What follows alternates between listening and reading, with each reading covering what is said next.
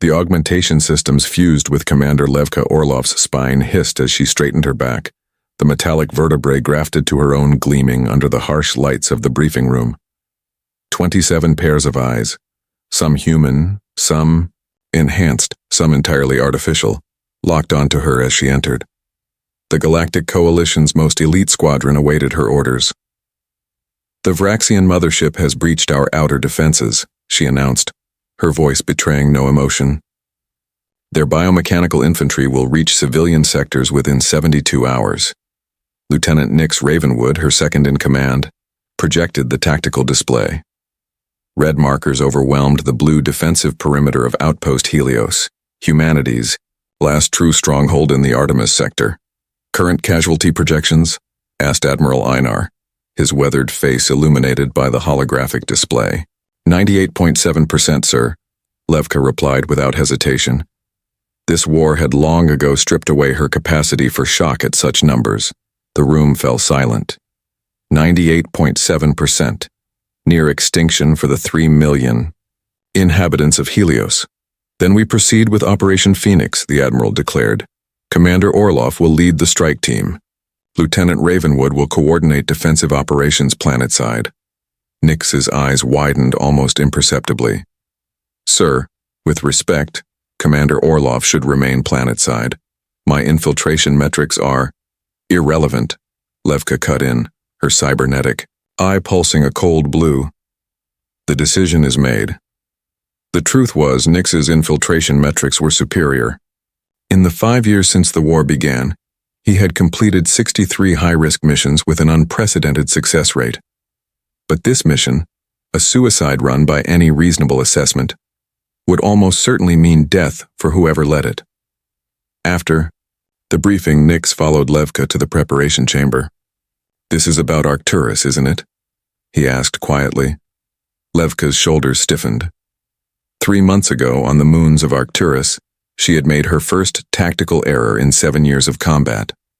47 soldiers had died. Her responsibility. Her failure. "This is about the mission," she replied coldly. "Levka." The informal use of her name made her turn. Nix stood closer than regulation permitted, his eyes, still fully human, unlike her own, searching her face. "You don't need to sacrifice yourself to atone."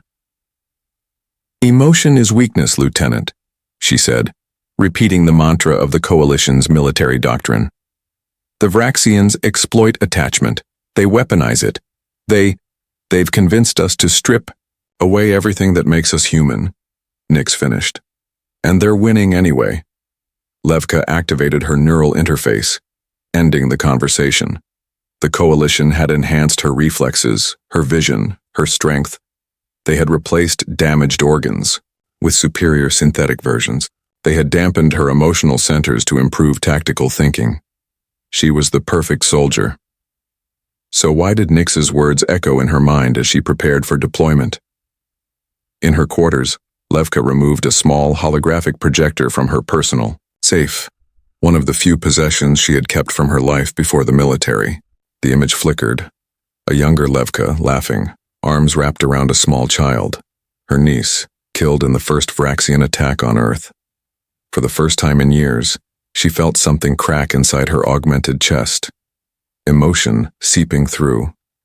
The carefully constructed barriers. As the deployment siren blared, Levka made a decision.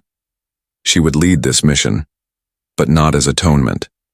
She would lead because humanity needed a victory. And perhaps what remained of her humanity was exactly what would deliver it. The dropship cut through the atmosphere of the Vraxian mothership's artificial moon. Ionic disturbances scrambled most technology, but Levka's neural implants compensated, feeding tactical information directly into her visual cortex. 90 seconds to insertion, announced the pilot, a woman whose call sign was Phantom. Her hands moved with preternatural speed across the controls.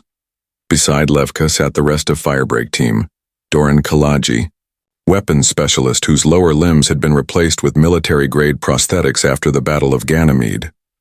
Verity Quinn, their infiltration expert whose brain literally contained classified Vraxian language patterns, and Imre Kostov, communications and tech, more circuitry than flesh after surviving third-degree burns across 80% of his body.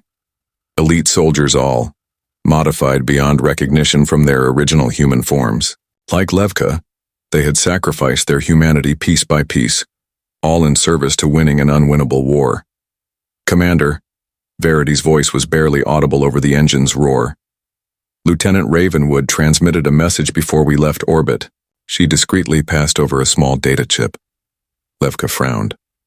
Unauthorized communications were grounds for severe disciplinary action. She should report this immediately. Instead, she slipped the chip into her neural port. Nix's face materialized in her mind's eye. "I calculated a 93% probability you would accept this transmission despite regulations." A ghost of a smile played across his lips. "I've identified a structural weakness in the Vraxian defense grid, sending coordinates now, and Levka, come back alive. That's an order." The transmission ended with a flood of technical data. Information that could turn their suicide mission into something with an actual chance of success. "Impact in 30 seconds, Phantom shouted as the dropship shuddered violently. Levka made a split-second decision. Change of plans, new coordinates incoming. Her team exchanged glances but followed without question as she transmitted Nix's data to their neural feeds. The landing was brutal, a controlled crash more than a proper deployment. As they emerged into the toxic atmosphere of the artificial moon, their enhanced bodies automatically adjusting to the hostile environment, Levka took point. "The target is 2 kilometers northeast," she informed them. "A processing node for their hive consciousness." "That wasn't in the mission brief," Doran observed, his weapon already scanning for threats. "New intelligence," Levka replied simply. They moved like shadows across the barren landscape, avoiding Vraxian patrols with precision born of both technological enhancement and hard-earned experience. Levka felt something she hadn't experienced in years: hope. Dangerous, treacherous hope. When they reached the coordinates, they found exactly what Nix had promised: an access point, relatively unguarded, leading directly to a central processing node. "How did intelligence miss this?" Imre whispered, his cybernetic eyes rapidly analyzing the structure. "They didn't," Levka answered. "This came from Lieutenant Ravenwood." Understanding dawned on their faces. Unauthorized intelligence gathering. Information shared outside proper channels. Acts of insubordination that could end careers or save millions of lives. As Verity worked to bypass the security protocols, Levka received an incoming coalition broadcast. Admiral Einar's voice cut through static. "Operation Phoenix compromised. Vraxian forces have accelerated their timeline. Helios defense systems failing. Civilian evacuation impossible." The message contained what Levka recognized as a self-destruct. Authorization code for her team's implants. A final resort to prevent capture and neural extraction. She looked at her team, these broken and rebuilt humans who had given everything for a losing cause. Then she made her second unauthorized decision of the day. She deleted the code without implementing it. "We're proceeding with the mission," she announced, "but with modifications." The interior of the Vraxian node pulsed with bioluminescent light, casting eerie shadows across surfaces that seemed neither fully organic nor completely mechanical. Levka's enhanced vision detected movement patterns in the walls themselves, information flowing through living circuitry. "We have 11 minutes before they detect our presence," Verity murmured, her fingers dancing across a membrane-like interface. "Their security algorithms are evolving as I work." Doran positioned himself at the entrance, weapons ready. "Commander, what exactly are we doing here?" The original mission was to plant charges at their propulsion systems. "We're hitting them where it actually hurts," Levka replied, helping Imre connect to the alien network. "The Vraxians function as a collective consciousness. This node processes individualized thought and eliminates it." Imre's eyes widened as understanding dawned. "You're not trying to destroy their ship, you're trying to disrupt their hive mind." Lieutenant Ravenwood discovered that their collective consciousness has a fatal flaw, Levka explained. Their strength comes from unity, but it creates vulnerability to cascade failures. For 7 years, the coalition had fought the Varaxians with conventional warfare, ships against ships, soldiers against soldiers. They had matched alien technology with human ingenuity, constantly upgrading their forces with cybernetic enhancements to stay competitive. They had sacrificed their humanity for efficiency, becoming more machine than person, and they were still losing. A distant alarm began to sound. Verity glanced up nervously. 9 minutes remaining. Imre, status? Levka demanded. I've established a connection, but I can't interpret their base code. It's not like anything I've seen before. Levka made another decision that would have been impossible before today. Give me the interface. Before her team could protest, she connected her neural implant directly to the Vraxian system. Immediately, alien consciousness flooded her mind, millions of synchronized thoughts crashing against her identity like waves against a shore. She gasped, nearly overwhelmed. The coalition had dampened her emotional centers, but they hadn't removed them entirely. Now, those emotions, fear, determination, hope, formed a barrier, keeping her sense of self intact against the tide of alien thought. Commander! Doran shouted, alarmed as Levka's body convulsed. Through gritted teeth, she managed to speak. The package. Nix's package. Understanding immediately, Verity extracted a small data device from their equipment and connected it to Levka's neural port. The code Lieutenant Ravenwood had developed, a virus designed to introduce the concept of individuality into the collective consciousness, began uploading through Levka into the Vraxian network. Pain seared through every enhanced nerve in Levka's body. Her cybernetic eye flashed warnings. System overload, neural damage imminent, emotional regulators failing. In that moment of crisis, as her carefully constructed barriers crumbled, memories flooded back. Her niece's laughter, her parents' faces. Training alongside Nix, watching him become the soldier and man he was today. The subtle ways he had maintained his humanity while she had surrendered hers bit by bit. Vraxian security protocols adapting, Imre warned. They're trying to isolate the infection. More power, Levka managed to say. Without hesitation, her team connected their own neural interfaces to hers, forming a human network to amplify the signal. Now 4 minds stood against the collective, channeling the virus deeper into the Vraxian consciousness. The alien thoughts in Levka's mind began to fragment, individual voices emerging from the unified chorus. Confusion, fear, curiosity. Emotions the Vraxians had engineered out of their species centuries ago, now reawakening. As the virus spread, the facility around them began to react. Lights flickered, membranes contracted, and the distant alarm grew erratic.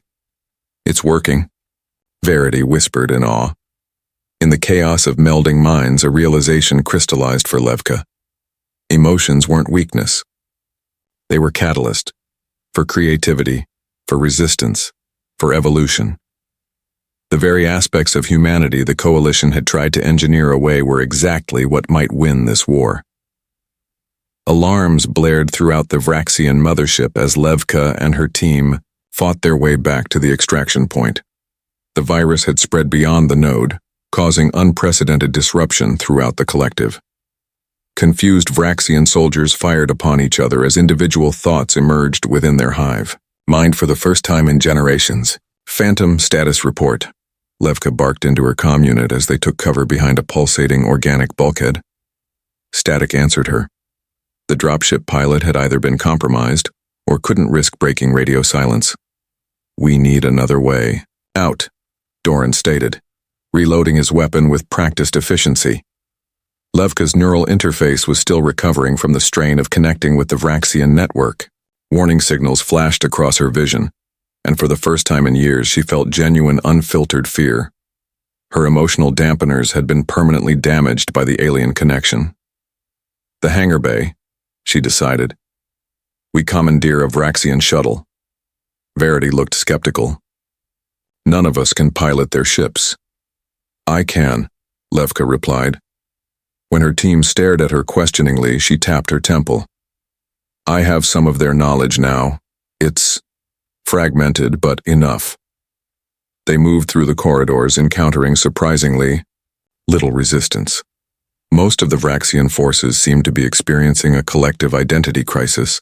Some stood motionless, others wandered aimlessly, a few even appeared to be arguing with themselves. The virus is working better than expected, Imre observed, his cybernetic eyes recording everything for later analysis. Or worse, Doran countered grimly. If they can't function, they can't recall their attack on Helios either. The thought struck Levka with chilling clarity. Their mission might save humanity by essentially lobotomizing an entire species. The Coalition would call it a victory, but was it one they could live with? As they approached the hangar bay, Levka's comm unit suddenly crackled to life.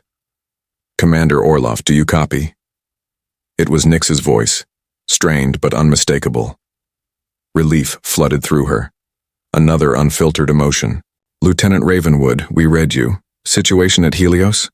Critical but stabilizing. The Vraxian forward unit suddenly lost coordination about 30 minutes ago. Their attack pattern dissolved into chaos. A pause. Your team's doing, I presume?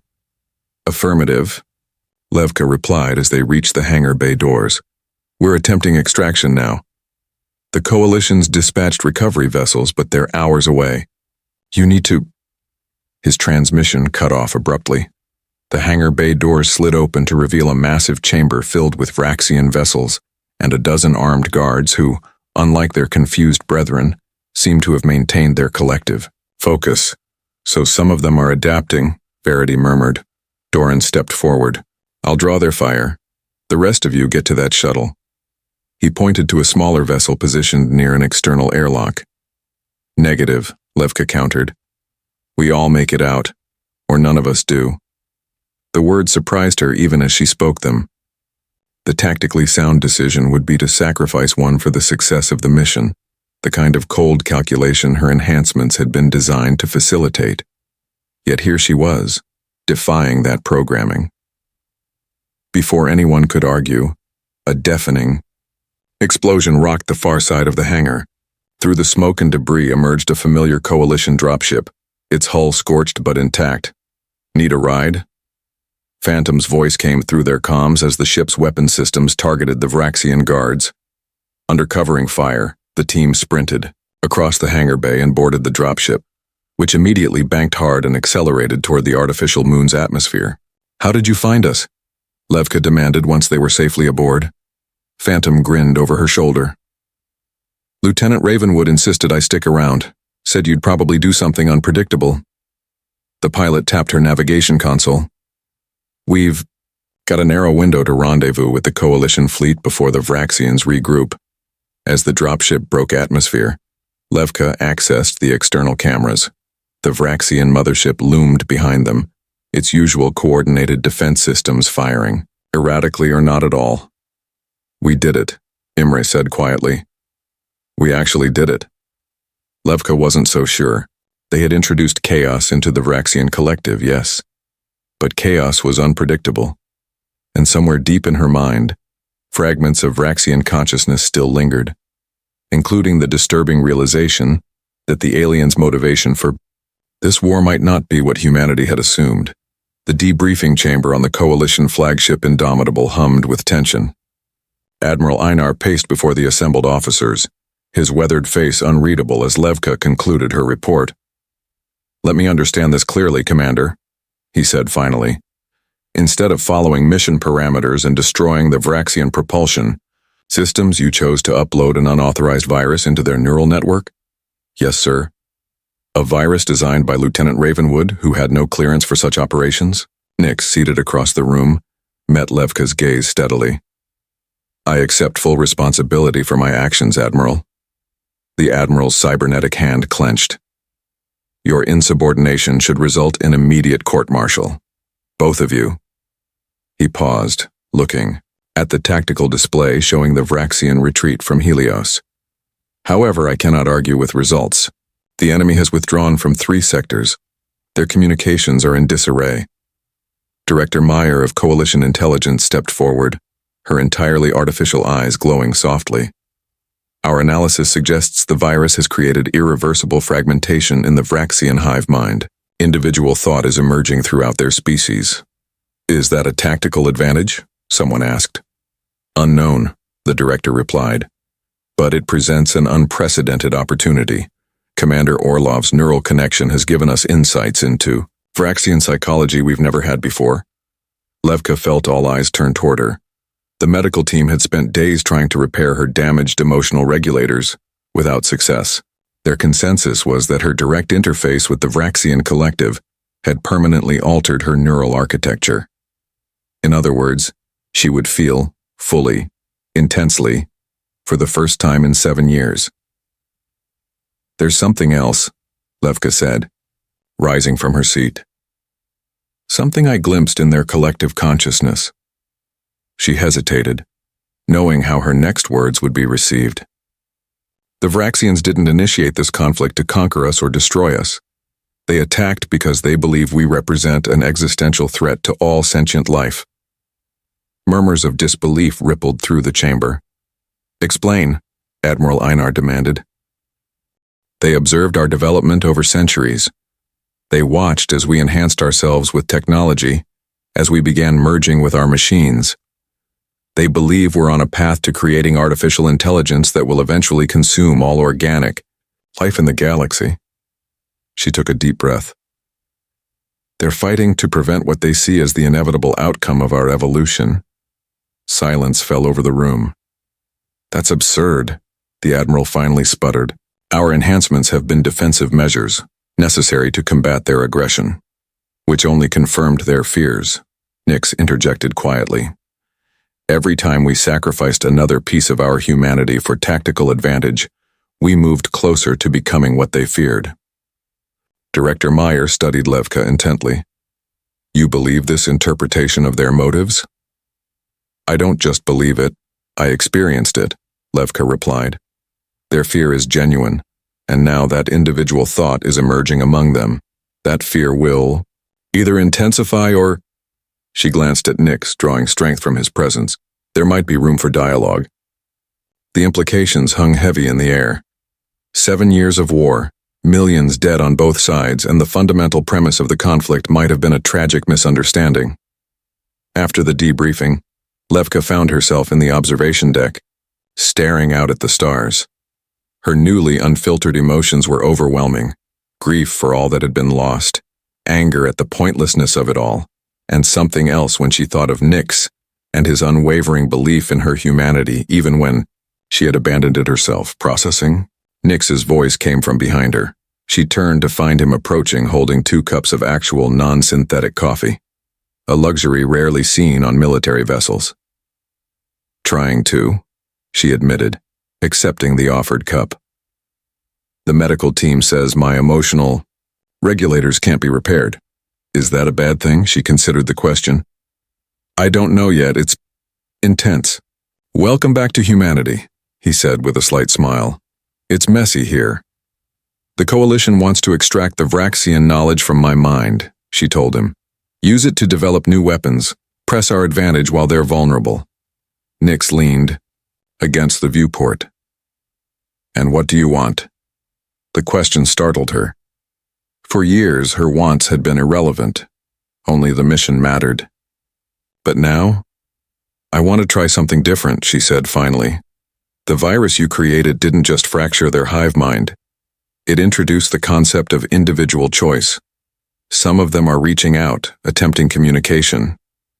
Peace negotiations? Nix looked skeptical.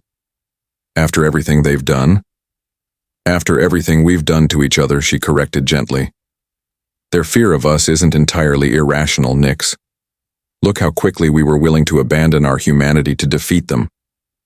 In the reflection of the viewport, she caught sight of her own face, the cybernetic eye, the neural port at her temple, the faint tracery of enhancements beneath her skin. Physical manifestations of the bargain humanity had made. Sacrifice what? Makes us human to ensure human survival. What are you proposing? Nix asked. A third option, not victory through destruction, not surrender, but understanding. She turned to face him fully. "And I need your help." The diplomatic vessel Concordia drifted in neutral space, its sleek hull gleaming under the light of an unfamiliar sun. 6 months had passed since the Battle of Helios. 6 months of cautious communication, of translator algorithms working overtime to bridge the gap between human language and the fragmented telepathic impressions of newly individualized Vraxians. Levka stood on the bridge, her dress uniform uncomfortable after months in the field. Beside her, Nix reviewed the final communication protocols on his tablet. "The Coalition still thinks this is a trap," he remarked quietly. "The Coalition would have preferred to press our advantage and annihilate them while they're vulnerable," Levka replied. "Admiral Einar only agreed to this meeting because Director Meyer convinced him the intelligence value outweighs the risk." What neither of them said aloud was how hard-won this opportunity had been. Levka and Nix had faced multiple disciplinary hearings, had nearly been stripped of rank, had endured intensive scrutiny of their loyalty. Only the undeniable success of the Vraxian virus and Levka's unique neural connection to their consciousness had given them enough leverage to push for this diplomatic mission. "Incoming transmission," announced the communications officer. "Vraxian emissary vessel requesting final approach coordinates." Levka nodded. "Grant them clearance." Through the viewport, a Vraxian ship appeared, smaller than their massive warships, its organic mechanical hybrid design pulsing with bioluminescent patterns that Levka now recognized as a form of communication itself. "They're nervous," she said, interpreting the patterns. "This is as unprecedented for them as it is for us." The remnants of Vraxian consciousness in her mind had become an asset rather than a liability. While the Coalition scientists had wanted to extract and weaponize this knowledge, Levka had convinced them of its diplomatic value, with Nix's unwavering support. As the two ships established a sealed corridor between them, Levka felt her heart rate accelerate. Her enhanced system no longer dampened such responses. Instead, she had learned to incorporate these emotions, to use them rather than suppress them. "Ready?" Nix asked, offering his arm in a gesture that straddled the line between professional and personal. She took it, drawing strength from his solid presence. "As ready as anyone can be to meet with the species we've been trying to annihilate for 7 years. The diplomatic chamber had been specially designed for this encounter. Neutral in temperature, atmosphere carefully calibrated to accommodate both species, translation devices at the ready. When the doors slid open to reveal the Vraxian delegation, Levka heard several human officials gasp. The aliens stood nearly 7 feet tall, their bodies a seamless blend of organic tissue and evolved technology. But most striking were their eyes, compound structures that reflected light in prismatic patterns, now moving independently rather than in the perfect synchronization that had characterized them before the virus. The lead Vraxian stepped forward. "I am Mevlath," it communicated through the translator. "Once part of the Unity, now individual." The concept seemed to cause the alien physical discomfort. "You are Commander Levka Orlov, the one who brought the separation." Levka inclined her head. "I am. Many of my kind view the separation as destruction." The alien's secondary limbs twisted in what Levka recognized as an expression of inner conflict. Others experience it as liberation. A pause. "I am of the latter category." What followed was 4 hours of the most extraordinary diplomatic exchange in human history. The Vraxians explained their civilization, how they had evolved from individual beings into a collective consciousness over thousands of years, believing unity was the pinnacle of evolution, how they had watched humanity with growing alarm as we augmented ourselves with technology, seeing in us the seeds of what they called the Great Devouring, artificial intelligence that would eventually consume all organic life. In turn, the human delegation explained their perspective, how the Vraxian attacks had forced them to accelerate their enhancement programs, how the very features the Vraxians feared had been defensive adaptations to Vraxian aggression. Throughout the exchange, Levka felt the weight of history on her shoulders. Billions of lives, human and Vraxian, hung in the balance. Yet whenever the negotiations reached a particularly tense moment, she found Nyx's steady gaze anchoring her, his subtle nods encouraging her to continue when others might have faltered. The formal session concluded and the delegations prepared to separate for private consultations. Mevloth approached Levka directly. "You carry fragments of the unity within you," the Vraxian observed. "Yet you remain distinctly yourself. How?" Levka considered the profound question. "Because connection doesn't require submission," she finally answered. "Humans have always lived with this paradox. We are individuals who find strength in what we share with others." The alien's compound eyes shifted, processing this concept. "The virus you spread, it did not destroy our connections. It gave us choice about them." "Yes." Levka nodded. "That was its purpose." "Purpose conceived by you?" Mevloth inquired. Levka glanced at Nyx, who stood respectfully distant but attentive. "No, by Lieutenant Ravenwood.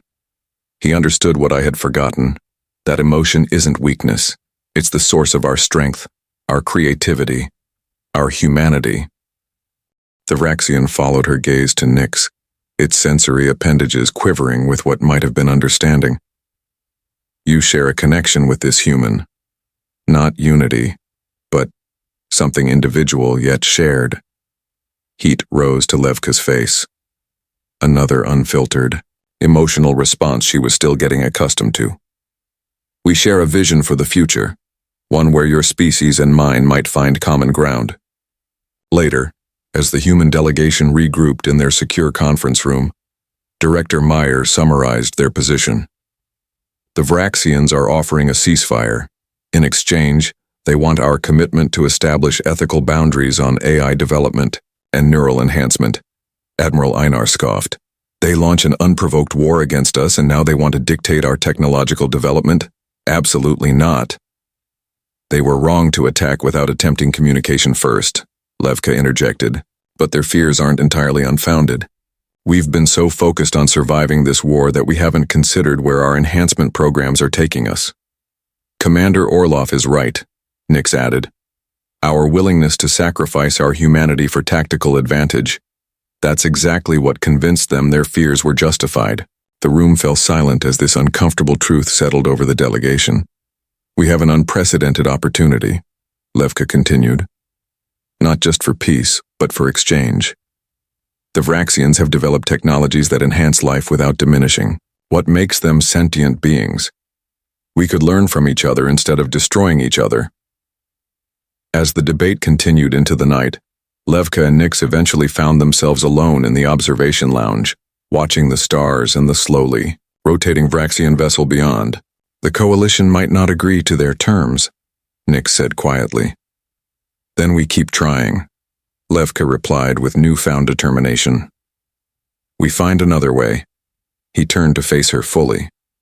"When did you become the optimist between us?" She smiled, a genuine expression that had once been all but impossible for her. "When I stopped believing that emotion was a weakness to be engineered away." She took his hand, feeling the warmth of human connection. "You never gave up on my humanity even when I had." "Some things are worth fighting for," he said simply. As they stood together, watching the stars, Levka realized the profound irony of their situation. The Vraxians had feared humanity would lose itself to technology. The coalition had believed emotion was a liability in warfare. Both had been wrong. It was love. For her fellow humans, for the future they might build, and yes, for the man standing beside her, that had made her strong enough to bridge two worlds. Not by sacrificing her humanity, but by embracing it fully. The path ahead would not be easy. Peace never was. But for the first time in 7 years, Levka Orloff felt something she had almost forgotten: hope, not as a tactical assessment of probability, but as a profound human emotion that had survived enhancement, war, and even alien consciousness. They had said love was a weakness. They had engineered it out of their soldiers, believing emotion compromised judgment. But in the end, it was love that had saved them all. Love expressed as compassion, as understanding, as the courage to seek connection rather than destruction. As the stars shimmered before them, Levka made a silent promise to the universe. Humanity would not lose itself in its evolution. They would carry forward what made them human, their capacity for love, for empathy, for connection without unity, into whatever future awaited them among the stars, and they would be stronger for it.